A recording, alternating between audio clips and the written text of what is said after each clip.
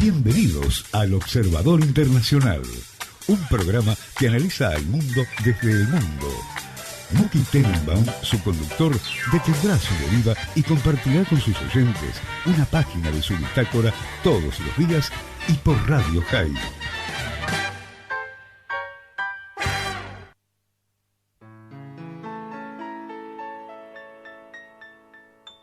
Ne me quittez pas, il faut oublier, tout peut s'oublier. Muy buenos días, Muki, y a todos los que nos están escuchando. ¿Cómo estás? Bien. ¿Cómo están ustedes? Hola, Luis. ¿Qué dice, querido? Bien. ¿Dónde la bitácora de hoy, por dónde va a rumbear? Y esta semana vamos a estar en España, durante toda la semana. Si te referís por dónde, si es por qué, vamos a hablar primero de la ablación femenina o la mutilación genital femenina, también llamada circuncisión femenina. Es un tema duro, es un tema difícil, sí, pero nosotros no lo rehuimos a los temas difíciles, ¿no? La mal llamada circuncisión femenina. Sí, bueno, es que hay una diferencia. Para los que, por supuesto, todo el mundo sabe lo que es una circuncisión masculina. La circuncisión masculina es prevalente entre los judíos, que son solamente 11 millones, 1.200 millones de musulmanes, de los cuales, por supuesto, solamente los hombres, deberían ser los hombres, ahora vamos a hablar del tema, y también en algunos lugares de África se hace la circuncisión masculina, y es interesante porque la circuncisión judía se hace a los 8 días, debe hacerse a los 8 días, incluso si cae en Yom Kippur, un día que teóricamente está prohibido, según la religión judía, hacer ningún corte o ningún acto que implique cambiar la materialidad de las cosas, prender la luz, andar en auto, etcétera. Pero en el judaísmo es tan importante la circuncisión masculina que se tiene que hacer al 8º día, a menos que haya un riesgo de salud para los bebés. Se posterga en general cuando hay casos de ictericia, que es cuando se ponen un poquito amarillos los chicos cuando nacen. En ese caso se espera hasta que se vaya la ictericia. En cuanto a la masculina, y entre los musulmanes ronda en general entre los 10 y los 13 años. La circuncisión corta, el masculino se corta el prepucio, y bueno, tiene ventajas desde el punto de vista médico aparentes. El tema está en discusión, pero básicamente hay menos incidencia de SIDA y hay más que todo menos incidencia de cáncer de útero. De cuello de útero. El tema mismo tiene que ver con que los que tienen prepucio deben lavarse después de ir al baño y si no quedan restos, y de hecho la prevalencia de cáncer entre mujeres de útero con parejas estables circuncidadas es mucho menor. Hoy se sabe también que está mucho más involucrado con el HPV, y bueno, del tema también vamos a hablar en algún momento, la vacunación del HPV, y esto también está causando problemas más que todo en el mundo occidental, pero eso lo hablamos otro día. En cuanto a la mutilación genital femenina y la mal llamada circuncisión, como decís muy bien, Luis, se trata de un sistema para evitar lo que esta gente piensa o ve como un tema, es decir, de infidelidad o de relaciones sexuales antes del matrimonio, ¿sí? Hay que entender que mujer que no se mutila en estos lugares donde la mutilación es muy frecuente, y ahora vamos a escuchar los números, son bastante espantosos, los hombres no se casan con ellas. Es decir, una mujer que no fue mutilada de joven, y en general ocurre esto a edades muy chicas, a los 8 años, 7 años, en algunos lugares a los 4 años, los hombres no se casan. ¿Y qué hacen? Bueno, ¿de qué se trata? Por supuesto, la mujer, en los casos más, digamos, leves, se corta el prepucio del clítoris. El clítoris tiene un pequeño prepucio. Recordemos que el clítoris básicamente es un pene no desarrollado, y se corta un poquito el prepucio. Esto es la gran minoría de los casos. En la mayoría se corta el clítoris mismo, y en muchos de los lugares, yo te diría en un 60-70%, también se cosen las labias de la vagina, dejando un pequeño lugar para orinar y para, en caso de tener menstruación. Yo estuve con una persona que hizo un documental en Etiopía, Estuve conversando con él largo rato del tema, porque preparando este programa me encontré con él, y él me contó que él estuvo presente en uno de estos casos, lo cual también a mí me sorprendió, de que uno puede estar ahí y participar, aún haciendo un documental en contra de esto. Me parece duro de parte de él, pero bueno, él lo hizo.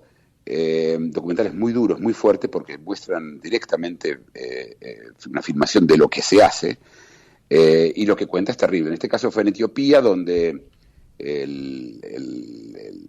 es una mujer vieja, normalmente es una mujer la que lo hace, agarran a la chica, no le dan absolutamente ningún tipo de anestesia, la agarran entre 4, la tienen fuerte, mientras esta mujer, con un cuchillo oxidado viejo que se usa 30 veces o 50 veces sin lavar y sin limpiar, hizo el procedimiento, y los gritos son terribles. Se imaginan el dolor de hacer esto, y lo importante es que desde el punto de vista social en estos lugares no hacerlo implica ostracismo, y como son lugares muy pobres, implica la muerte de inanición en muchos casos. Directamente no les dan comida.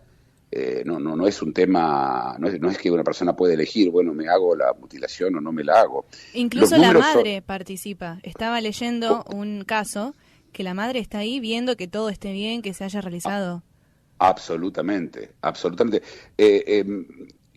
Lo que hay que entender de esto es, primero, que está prohibido en todos los países donde ocurre. La ley en Egipto, por ejemplo, que el 91% de las mujeres son mutiladas, 91% en Egipto. Estamos hablando de un país más o menos grande. Somalia es el 98%, en Sudán el 88%, en Etiopía el 74%.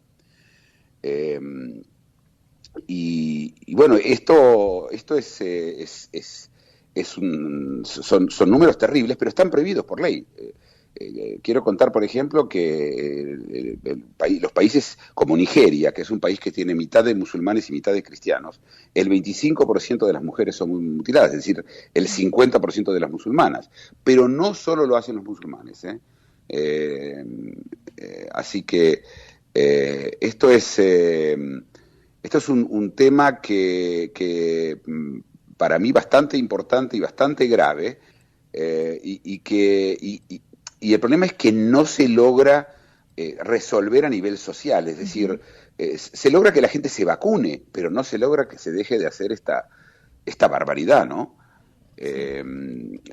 Tatiana, vos leíste el material ¿no es cierto? Sí. sobre la mutilación. ¿Cuáles son tus conclusiones? ¿Cuáles son tus opiniones del tema? Lo que me llama la atención es que sea todo un rito, como decías vos, de iniciación, y que incluso yo pienso lo que debe pensar la nena, porque es una nena, lo acepta, o sea, ella crece sabiendo que en algún momento de su vida le va a tocar, está como toda la familia. Eso me llama la atención, que lo acepten de esa manera, y a pesar de que sea ilegal o que no esté, o sea, el Estado no lo permita, lo sigan haciendo, y se va a hacer eternamente, porque es una cuestión social, cultural.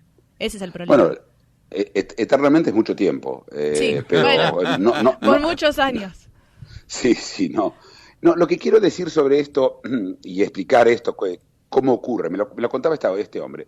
Esto no es, a ver, yo quiero explicar que también en la circuncisión masculina hay hoy un movimiento en contra, y de hecho hay un grupo en este momento de chicos que fueron circuncidados. En Estados Unidos la circuncisión, y le voy a explicar, se hacía a todos los varones en los años 60 y 50, a todos, en el hospital directamente. Y ahora hay un juicio que se está haciendo contra los hospitales, porque se hizo sin el consentimiento del bebé, por supuesto, ¿sí? Tiene 8 días, etcétera.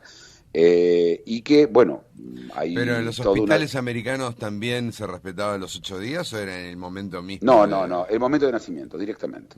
Cuando nacían, los circuncidaban enseguida. Los 8 días es un tema religioso. Hay temas interesantes sobre la circuncisión masculina, por ejemplo. Vamos primero a por qué esta gente salió en contra. Primero, porque dice que es una mutilación, y como toda mutilación, los padres no tienen derechos sobre la parte física permanente de un bebé, como tampoco de ponerle aros. ¿Sí? Es decir, ¿qué pasaría si uno vería, por ejemplo, un chico totalmente tatuado? Sí. Bebé, podría uno tatuarlo también, ¿no es cierto?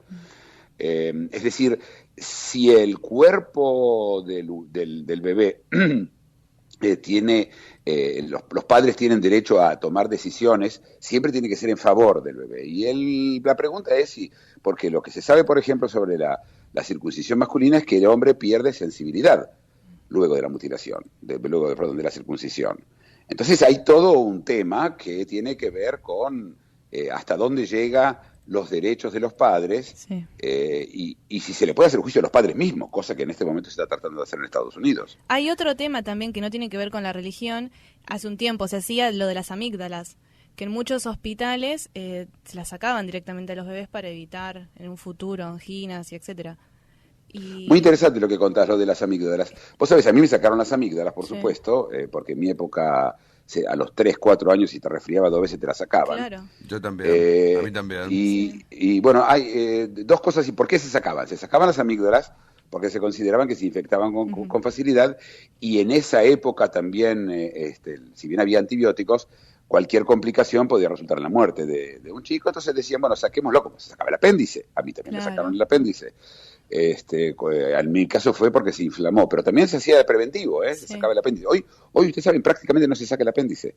Es muy raro que se haga una operación de apéndice. En general se trata con antibióticos y con hielo. Es increíble, es decir, ponen hielo sobre el apéndice, una gran cantidad, y se desinflama. Pero ese es un tema realmente de costado. Pero sobre las amígdalas las quiero contar que, por un lado, empezaba a criticarse el tema porque las amígdalas son la defensa de los pulmones. Claro. Es decir, se infectan las amígdalas para que no baje más a los pulmones. Pero también es cierto que hay el cáncer de amígdalas, cosa que no es un cáncer de poca frecuencia, que por supuesto ahora aumentó mucho ahora que no se sacan las amígdalas. El cáncer de amígdalas es bastante mortal, es bastante difícil de curar. Así que, y como teóricamente no sirven para mucho, a mí me parece un poco raro de andar sacando pedazos del cuerpo que uno siente que no le sirven para mucho, pero es una posición intervencionista, por llamarlo así, ¿no? Sobre el cuerpo humano. En cuanto a la ablación femenina, las historias de infecciones, por ejemplo, un porcentaje alto se mueren directamente los chicos por una infección, las mujeres. Es dolorosísimo ir al baño, ir a orinar para las mujeres, y luego se corta cuando llega el momento de tener relaciones sexuales. Con el marido, por supuesto, con absoluto desaparición del placer en el caso de las mujeres, porque una vez ido el clítoris, gran parte del placer sexual pasa por el clítoris, ¿no? Y lo que pasa es que, claro, vos me preguntás, ¿y la chica no se opone? Sí, estamos hablando de algo que es absoluto en la sociedad, es como decir, te voy a dar un ejemplo, pegarle a los chicos, ¿sí? En mi época era absolutamente legítimo, a menos que hagas un daño irreversible, de pegarle a los chicos diariamente. Era muy común, se pegaba en público a los chicos, ¿sí?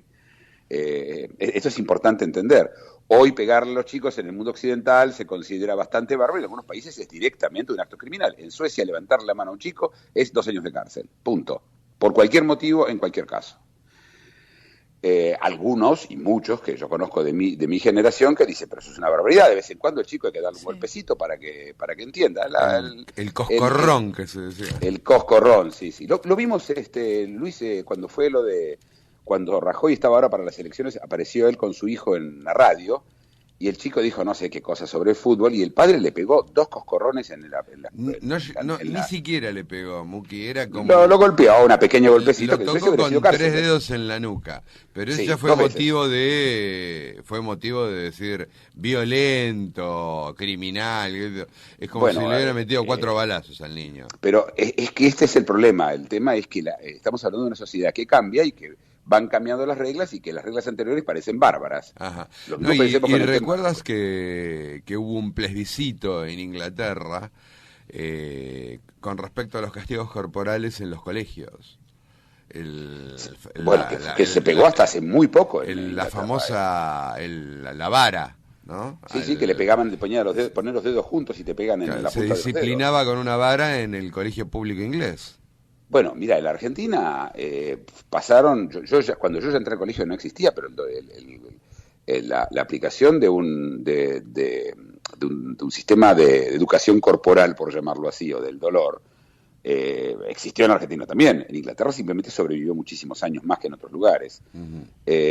Pero esto de la violencia, es decir, de hacer algo que es un acto violento, tiene que ver también con el momento en el que nosotros vivíamos. Nadie de nosotros iba a presentar una denuncia a la policía porque tu papá te pegó, o tu mamá te pegó. La chancleta no se usaba más que se caminaba menos con la chancleta que para pegar, ¿no? La chancleta era la herramienta de los golpes. ¿Te parece que nos vamos a una canción y después seguimos con este tema y con otros que tenemos interesantes para hoy? Dale. ¿Cómo no, caballero? Muki Tenenbaum es el observador internacional. De lunes a viernes, recorre con sus análisis y reseñas los aconteceres y devenires del mundo, en exclusiva para Radio High. El Observador Internacional, de lunes a viernes, por Radio High. Un espacio en el cual Muki Tenenbaum, desde algún lugar en el planeta, analiza las realidades y desafíos del mundo contemporáneo.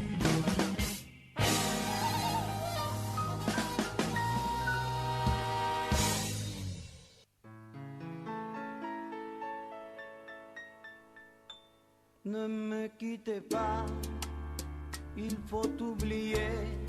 Muki, la presentación dice mundo contemporáneo, ¿no? Pero sin embargo es increíble cómo en lo que llamamos mundo contemporáneo coexiste desde la prehistoria hasta lo que quizás sea el futuro, ¿no? La verdad que sí, es que ¿qué es el mundo contemporáneo? Sino el resultado del mundo anterior, ¿no? Claro. Claro. Y inclusive por lo que estás comentando hoy, por el tema que trajiste a colación hoy, es la perdura, ¿no? Una costumbre. Es el mundo antiguo ahora, o sea, es el mundo de hoy, pero no sé cómo pensarlo, ¿no? Semejante. Al margen de la anécdota particular de la ablación femenina, ¿no? La creencia, la subsistencia del pensamiento de la mujer como un subgénero, ¿no? Porque en definitiva implica eso, ¿no? En pensar a la mujer como un subgénero. No sé si, a ver, uno podría mirarlo así, pero creo que es una mirada, yo te diría, sesgada de la contemporaneidad cuando miramos eso. Es un género distinto. Y esto hay que mirarlo de esa forma. Está claro que para mí la igualdad entre el hombre y la mujer es una obviedad. Pero si yo lo miro del lado de ellos dicen, mira, hay dos géneros y uno tiene un papel y tiene que hacer cosas determinadas y la mujer tiene que hacer otras. Los hombres tienen que ser circuncidados en el judaísmo y la mujer no.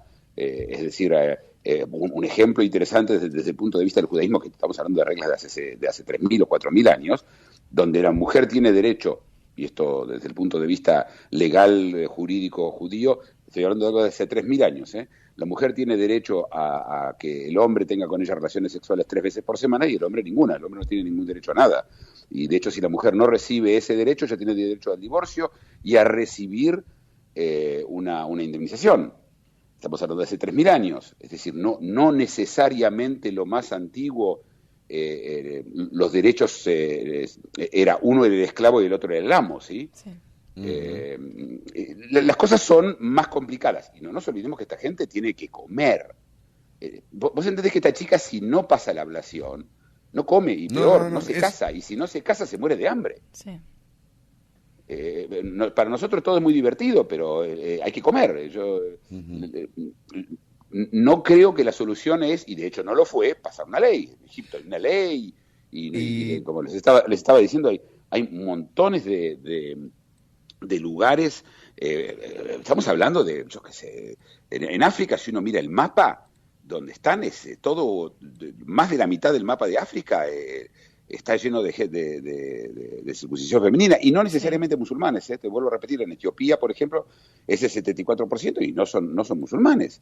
En Tanzania, y no es la actividad principal del Boko Haram, por ejemplo.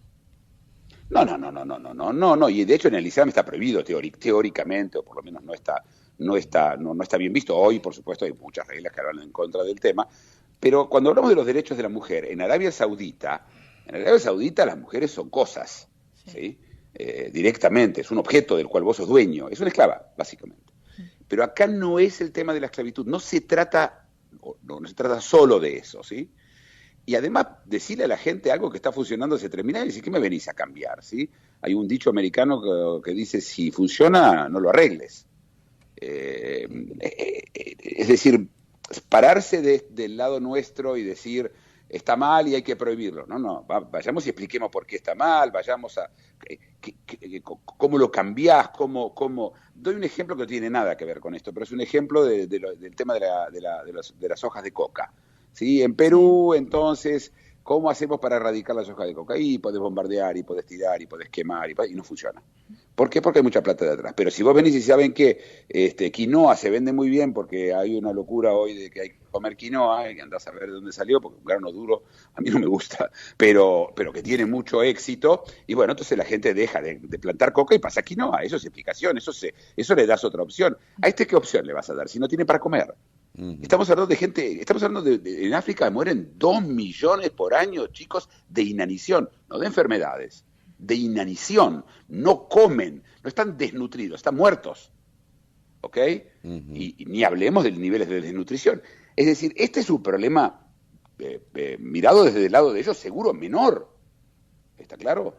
Sí, tema menor, y está bien traído al programa de tu parte en el sentido de que plantea una modalidad de pensamiento y abre una multiplicidad de temas que justamente, increíblemente, lo convierte en un tema menor al lado de otras cosas, que de no haber traído este tema menor no nos daríamos cuenta de la violencia que implican otros temas, ¿no? No, y vos fijate, mirá esto, en Inglaterra todos los años hay 600 casos de ablación, de mutilación genital femenina. Dije en Inglaterra, ¿eh?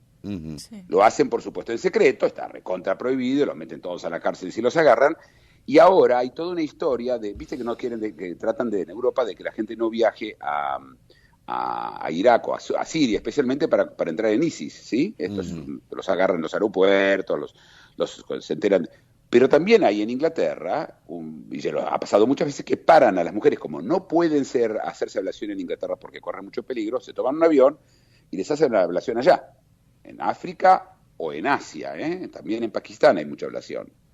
Eso también te quería preguntar, los musulmanes orientales, ¿también son observadores de esta norma? La respuesta es no. Esto no es una observación musulmana, ¿sí? El Islam tiene suficientes defectos como también que enchufemos uno más.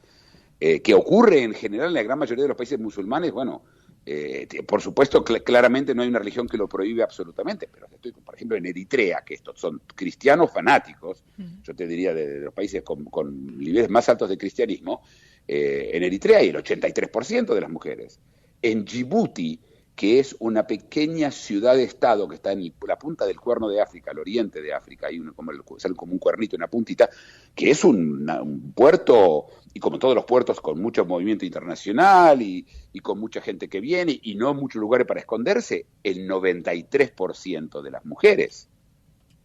Muchísimo. Es decir, esto no es un tema que tiene que ver con la falta de modernidad, es mucho más profundo y es grave, es importante, pero debo reconocer que comer es más importante que todo, ¿sí? Es decir, no se puede no circuncidar a una mujer que está muerta. Bueno, de ahí el viejo pensamiento de Brecht, ¿no? Primero comer, la moral viene después. Claro, pero el tema es que se están gastando, por ejemplo, sumas demenciales en el cambio climático, que si es verdad o no es verdad, es un tema todavía un poco abierto a la discusión, la gran mayoría cree que sí es verdad, y hay un porcentaje que no, pero se está gastando en algo que sí pasa, va a pasar estos 50 años, y mientras tanto hay 2 millones de chicos que se mueren de hambre todos los años. Sí. El Vaticano se la pasa hablando pero sin parar, de los pobres y no sé cuánto, y con 1%, pero estoy hablando de 1% real, 1% de los tesoros que tiene el Vaticano, se terminó el problema de hambre en África, se termina. Entonces, estamos hablando cuando hablamos de esto, recordemos dónde está pasando en general, ¿sí? No pasa en los países ricos, ¿sí? Esto, como dije, hay 600 en Inglaterra todos los años, pero claramente es una minoría de las minorías. Y sale en el diario porque pasa en Inglaterra, porque si hubiera pasado cuando pasa en Djibouti o en Níger, a nadie le interesa, nadie sabe ni dónde queda ese lugar. Además tenemos que tomar en cuenta que, a ver, hay cosas, estos países tienen, ya no hablo solamente del hambre, sino hay muchos problemas de infraestructura básicos. Pero por otro lado, yo quiero contar el caso que sí salieron las cosas bien, que fue la historia del ébola, ¿sí? Sí. ¿Se acuerdan? El ébola que fue Sierra Leone, Liberia y Guinea, se parecía de que eso no iba a poder contenerse. Uh-huh. Y bueno, cuando Occidente se decidió que se va a poner porque uno de los problemas graves que había era que no enterraban y no quemaban a los muertos. Los muertos que tenían ébola había que quemarlos. Y estaba prohibido según las costumbres locales. Y entonces, pero vinieron los Médicos Sin Fronteras, se pusieron todos, mandaron $2.000 millones y en 3 meses liquidaron el problema. Sí. Es decir, hay una falta seria de voluntad, ¿sí? Y más que todo de no entender, yo diría, las prioridades se mezclan, ¿sí? Y ahora me voy a salvar el planeta, en este momento hay 100 tipos en África contando los elefantes. Hoy leí 100 científicos que están recorriendo todo África para contar cuántos elefantes hay. A mí me gustan los elefantes y me gustaría que no desaparezcan tampoco, pero me parece que 2 millones de chicos valen más que 100 elefantes, o me equivoco yo. No sé, así lo veo yo. Sí, estamos con un sistema de prioridades que tiene que ver con quién grita más fuerte, ¿sí? Y cuán cerca lo siento el peligro. Me parece que en este caso, y esto es un tema grave, no quiero que minimice, que se traduzca de alguna forma que yo lo vea como un tema menor o justificado, un tema grave, importante, pero la verdad es que los temas más importantes los tenemos abandonados, así que imagínate ¿no? Hay un dicho judío viejo que dice que inyecciones en trasero ajeno no duelen. Es cierto. Y sí, yo para no decir algo un poquito más fuerte, ¿no? Pero bueno, ¿por qué no nos vamos ahora a la tanda? Sí, bueno, con este tema, ¿cómo? La tanda. Una reflexión, un análisis y ahora una tanda. Luego seguimos con El Observador Internacional. Todas las mañanas, Muki Tenenbaum es El Observador Internacional. Viajero incansable, cada mañana hace un stop en su deriva para compartir sus impresiones y análisis de la realidad mundial con el oyente de Radio High.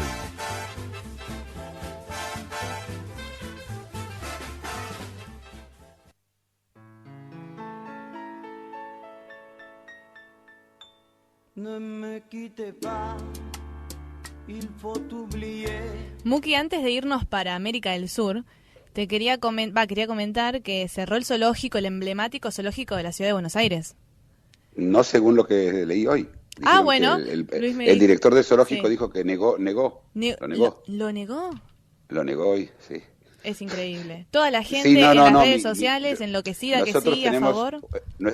Una de nuestras productoras, Josh, es una fanática vegana y de derechos de animales, etcétera, y ella me escribió ayer justamente sobre el tema, contenta que se cerraba el zoológico. Ella está en contra de los zoológicos y debo decir que en muchos sentidos ella creo que tiene razón, si bien yo no comparto con ella estas posiciones, pero el zoológico, la verdad es que si se cierra hay un negocio de inmobiliario gigante ahí, ¿no? Sí. Ustedes saben que es de las zonas más caras de Buenos Aires. Sí. El zoológico fue... Yo recuerdo cuando era gratis el zoológico, después costó plata y creo que ahora es gratis de vuelta, ¿no? No sé cómo es no lo recuerdo ni nada. A mí siempre hay un zoológico en Escobar, yo no sé si ustedes conocen, por lo menos yo fui allá hace muchos años. ¿Cómo? ¿Temaiken? No, el de Escobar. El de Escobar. Ese es muy lindo. En Escobar, un zoológico... a ver, en porteño se diría berreta, ¿sí? Sí, sí. Pero lo que tenía, que era increíble, era una jaula con un león, y el león estaba muy amaestrado, muy dominado, muy tranquilo, y entraban a acariciarlo al león. Sí. Sí, era un tema, a mí me impresionó mucho, pero ustedes se imaginan el estado que tiene que estar ese león para que se deje acariciar, ¿no? Es un tema que vamos a hablar de los animales y quizás les vamos a pedir a una de nuestras productoras, a Josh, que ella creo que llama Ribotril el león. Pobre león. No sabía nada. Bueno, sí. Todo eso, la canción que escuchamos antes, que claro, estábamos tan embalados con el otro tema, era de Hurricane Smith, que se hizo cantante famoso, que logró que lo graben con esa canción que a mí me gusta mucho, Obey What Do You Say, es de los años, principios de los años 70, que el motivo que lo hizo famoso es que era el sonidista de los Beatles. Lo cual me recuerda una anécdota de un amigo mío cuyo padre tenía la grabadora de discos más importantes de Tucumán en los años 50 y principios de los años 60, y tenía un muchacho ahí que le limpiaba que barría, ¿sí? Un tucumano. Y entonces, en un momento determinado, el tucumano vino un día y le dijo: mire, señor, no, me gustaría yo grabar, yo escribí una canción. Y él lo sacó carpiendo y de hecho lo echó, y ese chico se llama Palito Ortega. Bueno. Todo tiene que ver con todo. Sí, a veces pasado tiene que ver con todo. Pero Tucumán no es el observador internacional, sería el observador nacional todavía. Bueno, desde donde estás ahora, Argentina es internacional. Bueno, sí, bueno, pues sí, es para todo es lo mismo, ¿no? Hablemos de las Guyanas, que es tema que yo quería hablar. Sudamérica tiene los países que todos conocemos, que son Argentina, Chile, Uruguay, Brasil, Ecuador, Perú, pero hay dentro de Sudamérica 3 enclaves. Primero, ¿qué son las Guyanas? Las Guyanas se encuentran en el noreste del continente sudamericano, de Panamá para abajo. Sí. Y hay 5 Guyanas, la verdad. Uno habla de 3, pero hay 5. Hay la Guyana brasilera, que pertenece a Brasil, una provincia de Brasil, Goiânia se llama, y hay también una Guyana venezolana. Inglaterra tenía ahí una colonia que se llamaba la Guyana inglesa, que hoy se llama directamente Guyana. Holanda tenía una que se llamaba Surinam, que es decir, América del Sur, Surinam, y finalmente la Guyana francesa. Vamos a hablar de las 3 Guyanas que no pertenecen ni a Venezuela ni a Brasil, aunque hubo conflictos, y siguen habiendo, conflictos importantes de demarcación de límites, porque es una zona muy selvática, pero muy selvática. La Guyana francesa es 93% selva. ¿En qué tienen de especial cada una de estas 3? Primero que, bueno, como dije, eran colonias, en el caso de Holanda y de Inglaterra, y en el caso de Francia no, y ahora voy a explicar por qué no. Primero la Guyana inglesa, que es la más grande. La Guyana inglesa se independiza en los años 70 de Inglaterra, y tiene una población, y es esto que hay que entender, en su mayoría hindú. ¿Qué pasó? Cuando los ingleses tenían sus colonias, empezó a haber movimiento de población entre sus colonias. Por ejemplo, Gibraltar, la mayor cantidad de población no son gibraltareños, o por lo menos no de origen gibraltareño, sino malteses, que es unas islas que están al norte de Libia, que también era una colonia inglesa, hoy un país independiente. Y entonces trajeron hindúes, y además gente de raza negra, y además los blancos. Y es un crisol de razas donde hay muchísimos hindúes. Y de hecho los presidentes uno atrás del otro fueron hindúes, de origen hindú, y fueron semidictaduras, nunca hubo demasiada democracia en esos lugares. Los motivos son muchos, yo creo que podemos hablar del tema varias horas de qué pasó con las colonias inglesas. Pero Guyana se hizo, yo diga, famosa por un caso de suicidio masivo que hubo en las Guyanas en el fin de los años 70. Un culto norteamericano manejado por un tal Jones, que tenía su iglesia en California, y cuando empezó a tener problemas, porque era un culto y por supuesto tenía a la gente bastante esclavizada, se los llevó todos a Guyana y hizo Jonestown, que era la ciudad donde empezaron a ver historias de crueldades, y un miembro del Parlamento, de la Casa miembro congresista norteamericano, viajó a ver de qué se trataba, y mientras él estaba allá, Jones vio que se le venía la noche encima, y entonces convenció a todo el mundo a suicidarse tomando veneno, y de paso mataron a este hombre, al congresista, etcétera, y cuando, pudieron escaparse muy pocos y la gran mayoría murió envenenado. Fue una cosa de unos 250 personas, que entre ellos muchos chicos, eso la hizo famosa en ese momento Guyana. Nadie sabía dónde quedaba. El idioma que se habla es inglés, y es el único lugar en Sudamérica continental donde el idioma que se habla es inglés. No así el otro caso es las Islas Malvinas, donde también el idioma que se habla es inglés, pero bueno, es insular. Pero desde el punto de vista del territorio del continente, es el único lugar que se habla inglés. Y si eso nos parece bastante raro, bueno, imaginemos que hay otro país en donde el idioma oficial es el holandés, claro, y es Surinam. Ya en Surinam directamente no solamente era dictadura, sino fue un centro, y es un centro de narcotráfico. Hay un presidente que su hijo está en este momento en la cárcel en Estados Unidos por tráfico de drogas.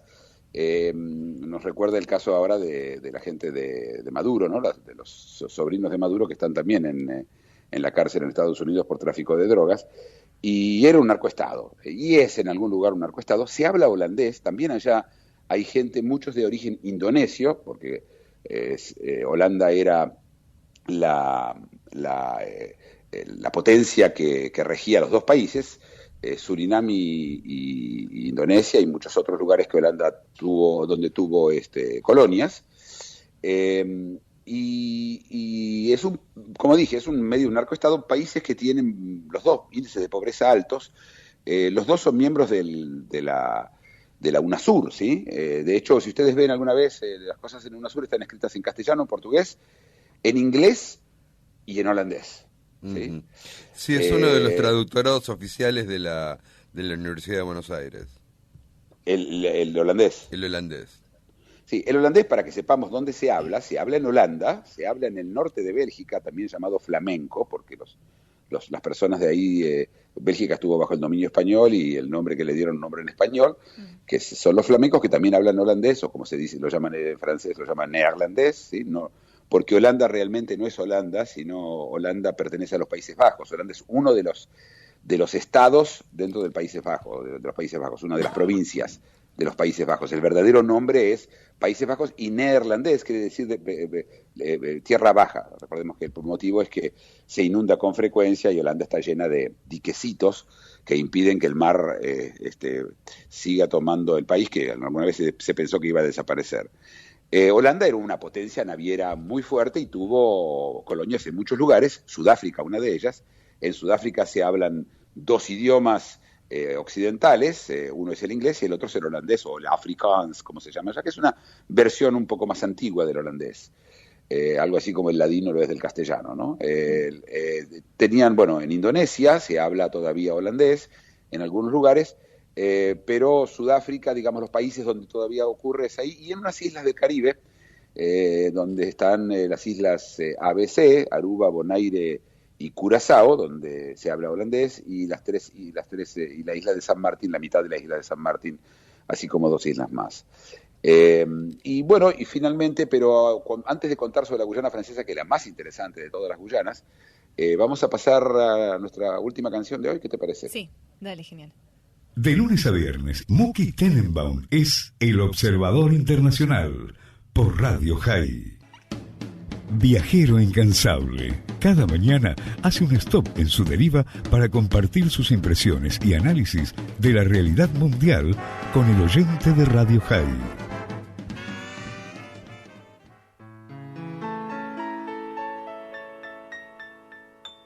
No me quite pa. ¿Qué acabamos de escuchar, Muki? Acabamos de escuchar a Gilbert O'Sullivan, un cantante irlandés muy famoso en los años 70 y 80, un poeta, cantando la canción Claire. Claire empieza a describir sobre un amor, una cosa, describiendo algo muy lindo, y resulta que es su sobrina de 3 años, que al final se escucha su risita. Sí. Yo fui a escucharlo en Londres hace 3 años, había bastante desaparecido del mapa, y lo fui a escuchar en un concierto. Y cuando terminó el concierto, en el momento determinado, sale y le habla y dice, canta Claire, canta esta canción, se levanta y dice, y acá está Claire, y se levanta la sobrina, porque es ya una mujer grande, la trajo para que todo el mundo vea a Claire, ¿no? Esta es la canción. Gilberto Sullivan tiene una canción muy famosa que es Alone Again, Naturally, que incluso ya la pasamos acá al principio del programa. A vos te encanta este hombre. A mí me gusta mucho esa canción, sí. Y es un poeta el hombre. Fue muy controversial porque tenía una canción que él sacó y que eso le hizo bastante daño a nivel público, que se llamaba A Woman's Place is in the Home, el lugar de una mujer es en la casa, decía él, y yo sé que no está de moda, yo sé que todo el mundo en la canción él cuenta, pero yo creo que el lugar de una mujer está en la casa, que por supuesto en un mundo justamente en donde emerge el feminismo y los derechos iguales, no lo hizo muy popular, pero su derecho de cantar lo que quiere él, ¿no? Pero le costó bastante en la carrera de él. Y bueno, vamos a hablar de la Guyana Francesa, que es la más interesante de todas. Primero porque sigue siendo regida desde Europa. Es el único país, el único lugar en Sudamérica que todavía está regido no por los locales, sino en Europa. El único, bueno, volvemos al caso de las Malvinas, que otra vez es insular, pero en el continente es una anomalía.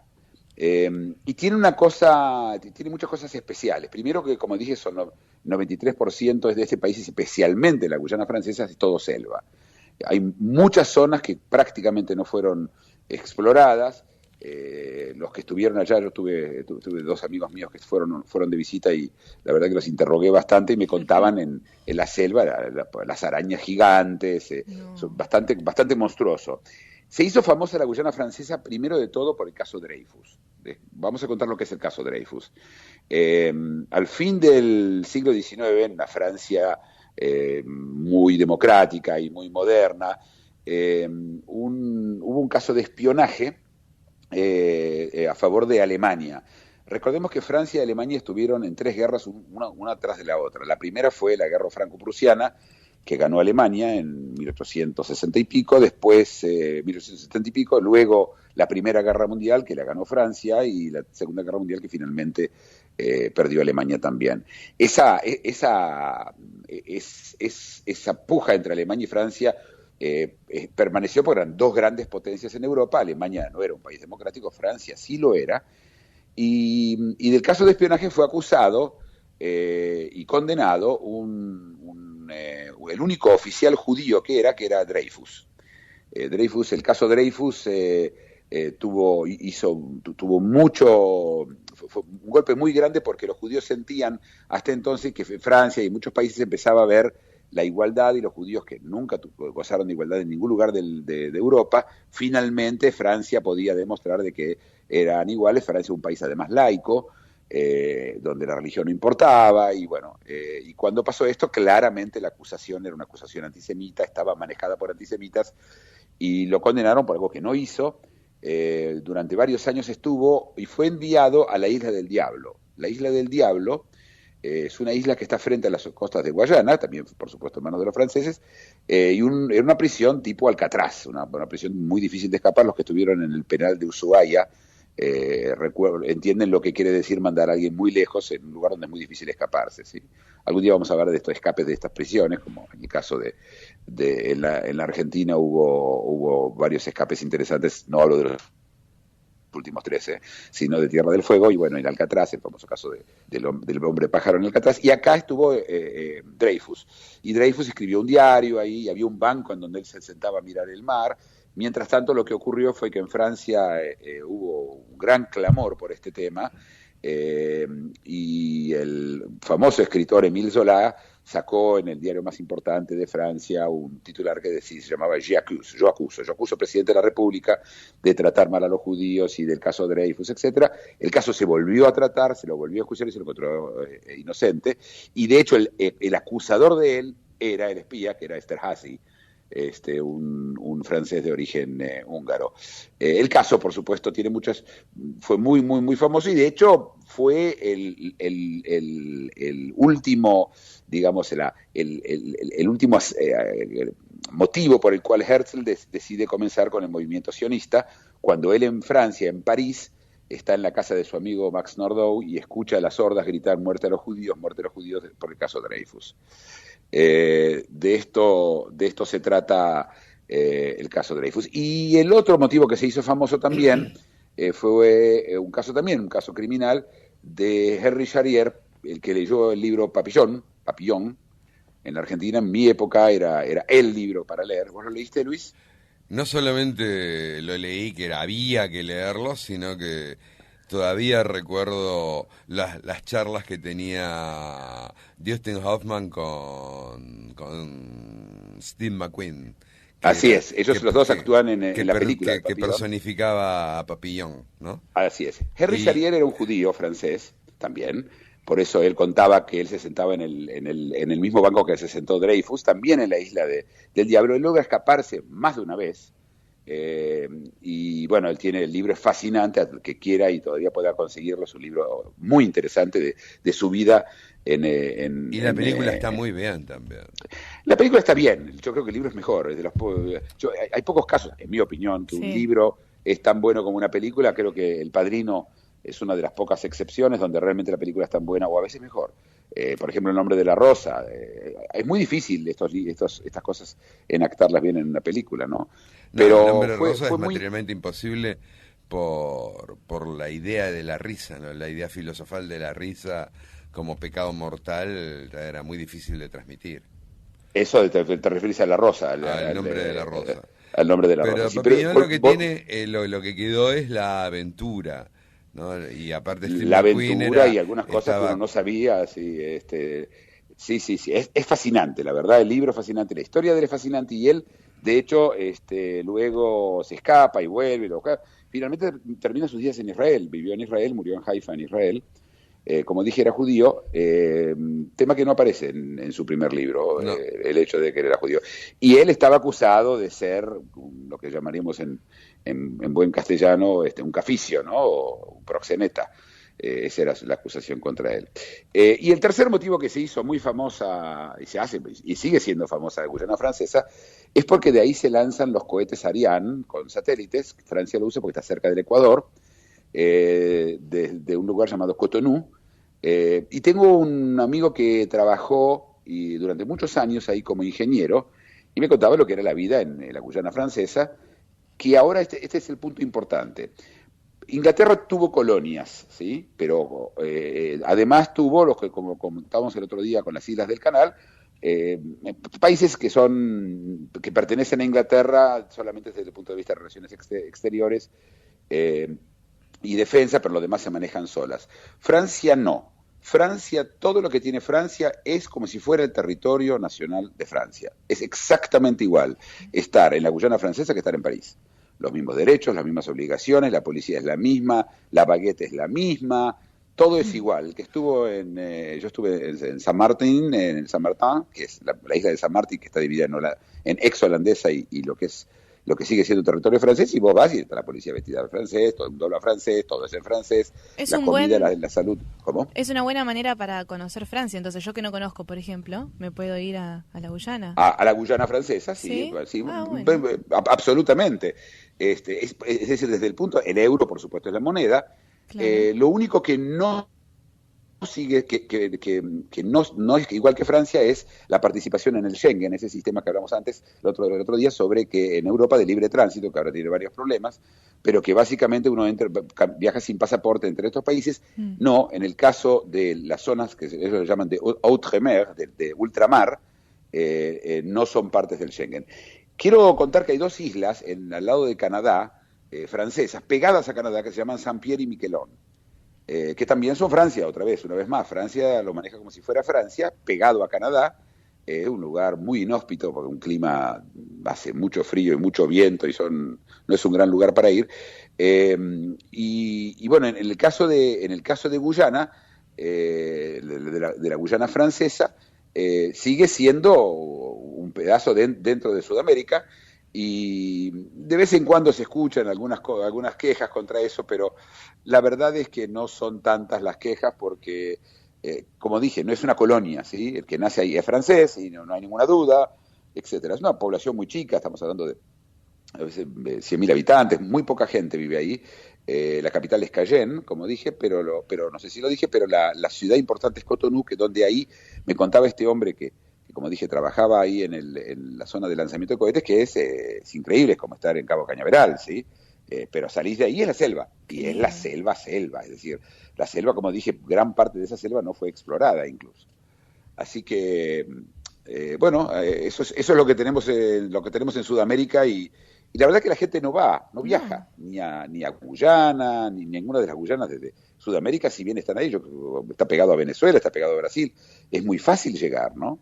Pero bueno, se nos terminó el programa una vez más. Sí, ya son las 10, Muki. Ya son las 10, volvemos mañana a la misma hora, a las 9 horas Buenos Aires, a las 7 horas de Nueva York, por el mismo lugar. Y los que quieran en Facebook está todo grabado, todos los programas están grabados, se puede volver a escucharlos. Si quieren dejarnos preguntas, que de vez en cuando nos dejan algunas preguntas que son interesantes, o sugerencias para que hablemos de temas. Ya nos pidieron, por ejemplo, que hablemos de Guinea Ecuatorial, y tenemos ya 2 o 3 pedidos más que los estamos preparando para hacer de eso un buen programa, y nos vemos mañana. Nos vemos mañana. A todos. Hasta mañana, Muki. Que esté muy bien. Hasta mañana, Muki. Hasta mañana, oyentes. En 23 horas regresa El Observador Internacional.